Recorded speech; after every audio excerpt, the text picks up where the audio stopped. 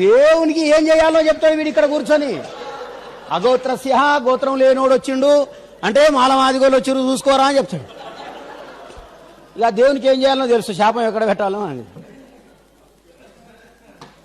దేశంలో ఏం జరుగుతుందో మనకు అర్థం కాదు. మీరు దాంట్లో నుంచి బయటపడ్డారు, ఐఎమ్ వెరీ హ్యాపీ. దాంట్లోకి వెళ్ళి బయటపడ్డారు కదా మీరు, ఇప్పుడు మీకు ఆ బాధ లేదు.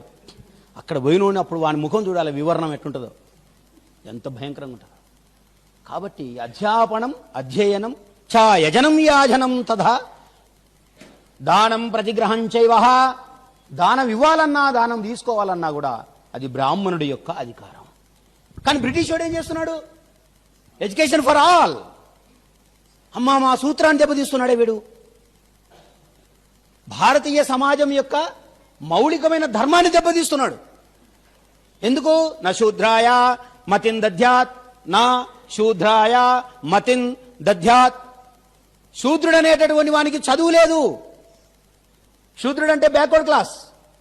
ఇక అతి శూద్రుడి సంగతి చెప్పనక్కర్లా. నా శూద్రాయ, శూద్రునికి మతిన్ దధ్యాత్, చదువుకోవడానికి వీల్లేదు. ఒకవేళ ఎవడైనా చదువుకుంటే జూహాయ ప్రాప్నూయాచ్ఛేదం, జూహాయ, జూహా అంటే నాలుక, ప్రాప్నూయాచ్ఛేదం, ఛేదం అంటే కొయ్యాలి, ప్రాప్ను నిలువ కోసేయాలి. ఎవడైనా పొరపాటున చదువుకుంటే వాడి నాలుకను కోసేయండి అన్నాడు, తెగ్గోసేయండి అన్నాడు. చదువు లేదు, చదువుకున్న నాలుకలు కోసేస్తామని మేమంటే వీడొచ్చి ఏం చేస్తున్నాడు?